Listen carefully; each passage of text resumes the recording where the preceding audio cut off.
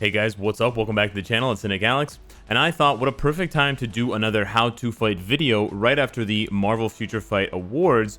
And one of the characters that you guys voted for that I was really surprised about was Namor. An overwhelming amount of people voted him as one of the best new characters added to Marvel Future Fight.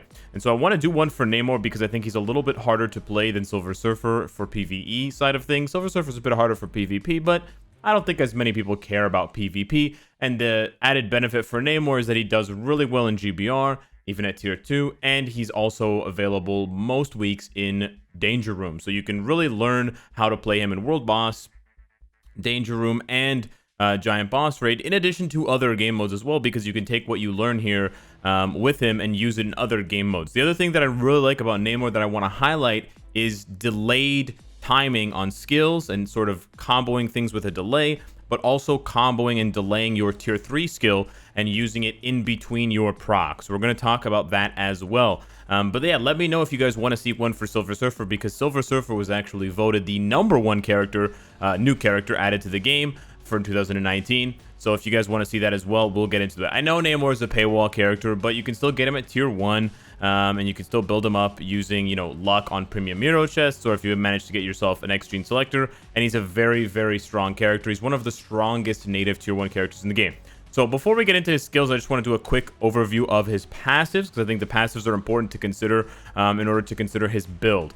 So his regular 4-star passive aquatic durability just gives him a bunch of defensive abilities, and it gives him some damage reduction. Normally these things are really good for PvP, but Namor just doesn't really have the juice for PvP. He doesn't have any immunity, he doesn't have any invincibility, he doesn't have any self-healing, and he has no penetration. So that makes him very weak for PvP. He has none of the PvP staples, no ignore dodge, no ignore iframe, no revive, nothing like that. So this, the only good thing about this is because he has super armor for World Boss and Guard and Giant Boss Raid, you don't have to give him guard break immunity for any PvE builds. And then Fury of Atlantis passive is really nice. It gives him extra crit damage when he crits. So basically his crit damage goes above 200%. It goes up to 300%.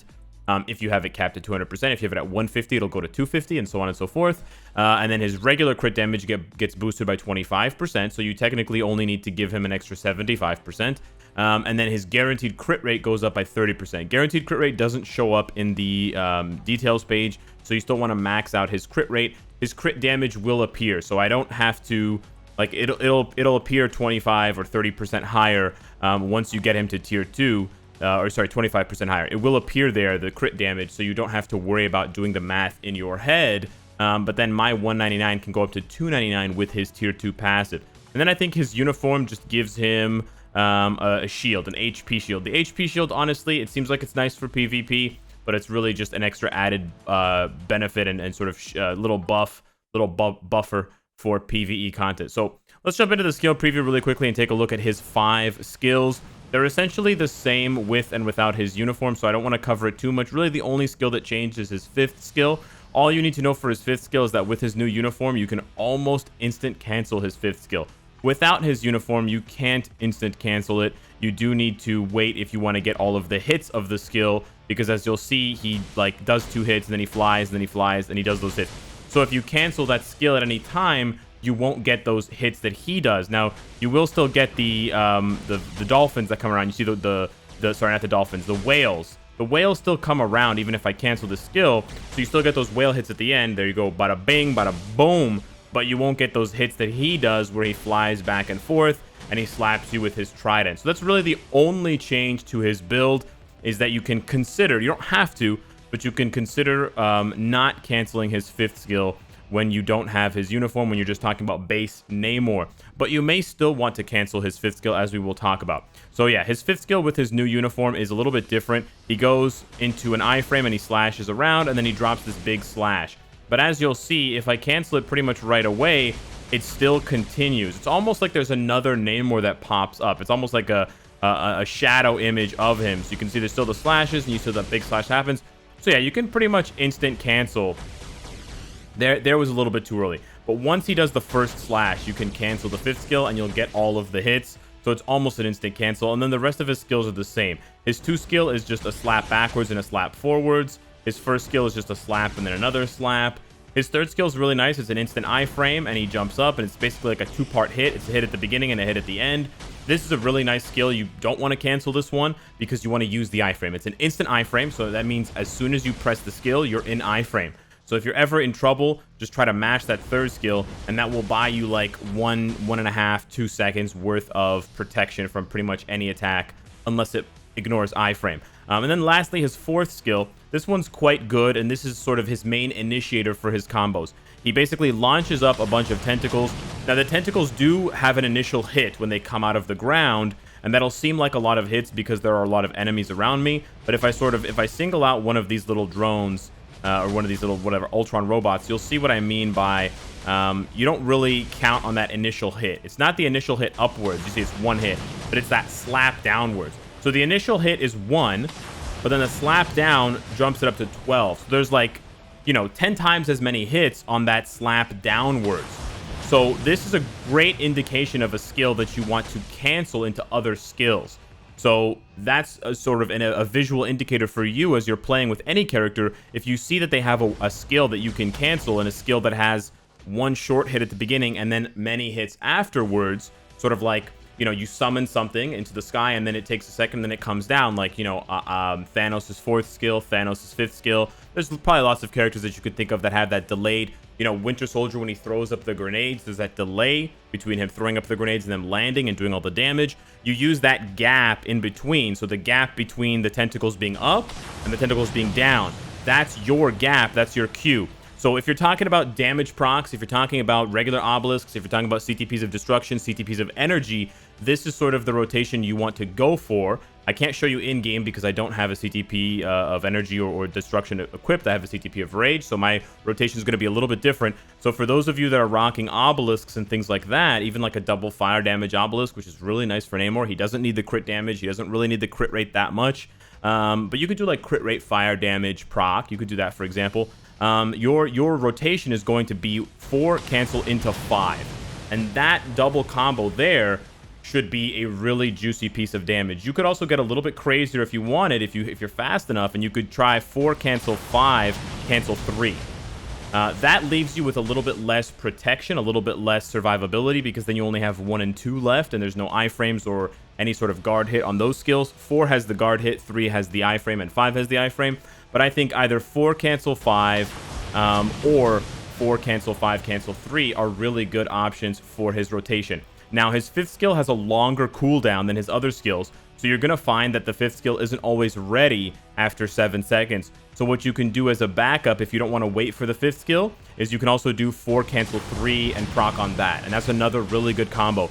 The really nice thing about Namor is he hits super hard, so whether you're proccing on 5 or 4 or possibly even 3, you're going to do a lot of damage. And all of his other skills have really short cooldown. You can see here 10 seconds, which is 5 seconds with the cooldown, 8 seconds, which turns to 4, 8 seconds, which turns to 4, and 7 seconds, which turns to 3.5. So you can really spam 4, 3, 2, 1 as much as you want. And then it's just 5 that's on a 20-second cooldown. So it's every 10 seconds. So it's not reliable to use 5 on every single proc if you don't have a CTP of rage. And so you have to consider that. But a CTP of rage is the best option for him for PvE. But he can certainly do very well with a CTP of energy. And he can also certainly do well with something like a double fire damage proc or a crit damage fire damage proc if you have his uniform. Because as you can see, all of his skills turn to flame damage. Now, the really nice thing about Namor, and the really interesting thing, unlike other characters, you don't want to use his tier 3 ability when you're off proc if you have a CTP of rage.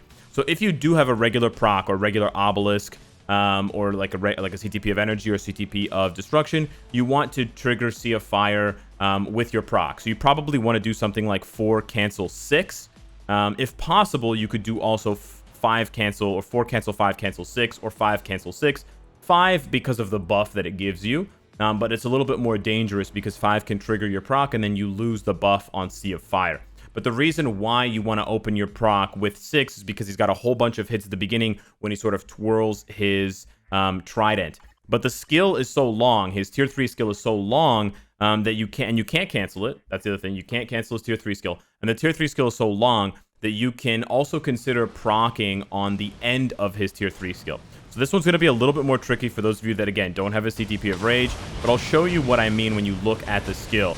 And by the way, these tips are not for CTP of Rage. We'll get to CTP of Rage just a little bit later, but these are for regular obelisk. So let's say I'm ready to proc. My obelisk has, been deactivated. It hasn't triggered. It's been about 6-7 seconds in my head. So whatever. We do 4, cancel 6, and we get the proc to land on those initial hits.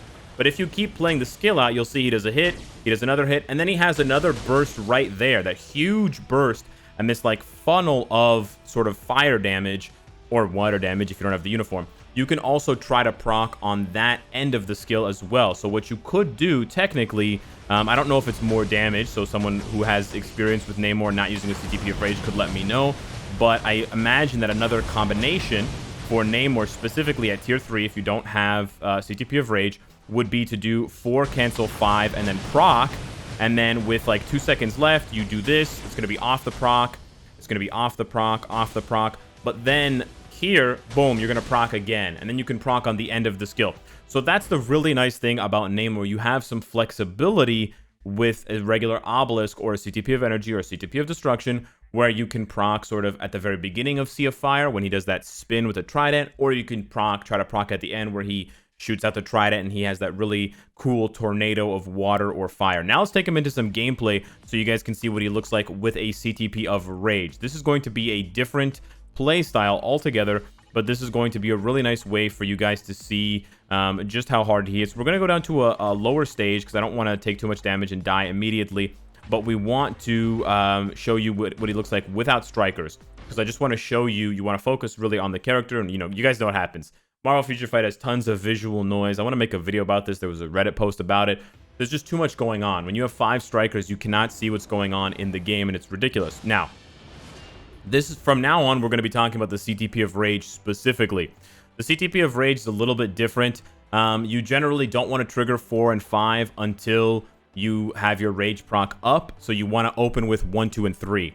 The tricky part is 1 and 2 have no protection. So you pretty much want to open with 3 because it's an iframe. Hopefully when you open with 3, because he has 30% guaranteed crit rate, you will trigger his Rage proc, and then you can start spamming 5 and 4. However, I will say this. In my own experience, the way I play Namor, I don't really pay attention to the Rage proc until I have the tier 3 skill built up. So I will press 5 and I will press the 4th skill even when the Rage proc is not active. I will sort of spam Namor skills because at this high of a level that I'm doing, stage 90 Proxima and stuff like that, the damage on his 1 to 5 is not that good, and the damage on his tier 3 skill is incredible. So we open with 3, then we just do 4 and 5. Because I'm using a Rage CTP, I can just sit on the 5th skill, and I really don't have to cancel it. But you can cancel it into 1 and 2, and then we just do 3 again. But see, now we want to spam 4. We want to go back into 3. We do 1 and 2. And so this is basically what I do now. Here's the tricky thing. I paused it a little bit too late. But here's the tricky thing with the CTP of Rage Namor tier 3. I know, it's a lot to ask. Premium character, tier 3, CTP of Rage. Now, but here's what you're going to aim for. You're going to aim for this specific situation. 2 seconds left on your Rage proc if you look up there. 2 seconds left. You can do it when it says 3, but try to aim for when 3 changes to 2. That's when you want to hit the skill. Because those last 2 seconds of your Rage proc will be when you get that spin of the trident. So you get the spin of the trident buffed, all those hits. And then when the Rage proc is down, it's not active, is when he's going back and forth. And then on the second back and forth, on the 4th, I guess, he's probably going to trigger the Rage proc. And then your final hit with the tornado, that will be on the Rage proc too. This is the really cool thing about Namor. It makes his playstyle different than other tier 3s. It makes his playstyle different than a lot of other characters. And it's one thing that I still find very entertaining. So we're going to really quickly press continue. And then we're going to press the tier 3 skill. Okay, I could... Okay, so she... Okay, cool. Nice job, Alex. Yeah, you're so good at this game. You scrub. You fucking noob. Okay, so yeah. Yeah. We didn't that was a big fail. Anyways, let's try this again. She ran away from me, and I wasn't able to do the tier 3 skill because I lost targeting, which happens. So we're gonna go through and we're gonna show you guys one more time, and we're gonna open with the 3. We're gonna do 1 and 2. We're gonna do, okay, we got hit there. We go back to 3. We go back to 1. We go back to 2. We're gonna sort of run around, do the 3 again, open with the 4, the 5. So that was a little bit off. But you see what I mean? It triggers the rage proc and then boom. And so you get the rage proc for the beginning and the end of the tier 3 skill. And that's where you want to sort of sandwich it in the middle like that so that you can get the optimal amount of damage coming out. Now, this is a really difficult stage because without strikers, she's going to hit me, and without debuff, I'm getting snared a lot. But let me show you guys. Yeah, she's moving around a lot as well. So we actually missed the proc there. But let me show you guys one more time what this looks like. So we trigger the proc. We wait 3, 2. There we go. We hit it. We get that big burst of damage. Now the rage proc is gone. Rage proc activates. Bada bing. So there you go. I did it. That was kind of a perfect rotation for you guys to see what it looks like when I don't get snared and when, you know, and you can see he does enough damage to do level 70 without any strikers. So this is probably a really good, there you go. You can do it with 3 seconds left if you're a little bit worried, but 2 seconds left is really the sweet spot. Here, see, we were a little bit late. We triggered the rage proc during the tornado rather than during that roundabout hit when he came back. But that's basically what you want to do. And in the meantime, you're just building up the tier 3 skill because really most of his damage comes from the tier 3 skill. So 3, 2, we hit it. There we go. We're gonna get speared and we might die actually, but it's okay. Okay, there, I don't know what happened. We didn't trigger our proc at all. We didn't crit at all. So we got unlucky there with the critting, but that was absolute perfect timing. We did the tier 3 skill as soon as we had 10 seconds left. And you should get the tier 3 skill to build up about every 2 rotations. So here we go. It's another perfect proc. And again, we didn't quite crit at the right time. We crit a little bit late, so we triggered the rage proc a little bit late because it has to crit to proc.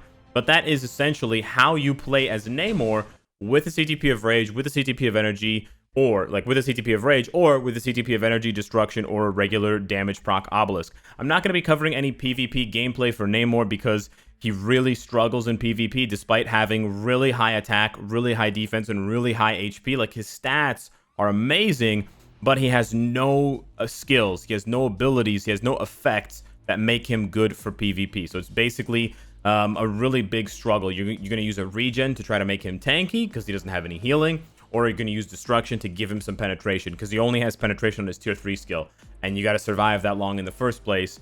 And then, of course, being a combat type, you guys see how hard it is for Apocalypse, and he's got all these wicked PvP abilities. Namor's, you know, pretty much behind the 8 ball. So I think, you know, the vast majority of players should be playing Namor and building him for PvE, and so I think this is really helpful for those players. So yeah, let me know what you think of this how to play Namor. Whata! And in the meantime, let me know how your holidays are going. Thanks so much for watching this video, and I will see you in the next one. Take care.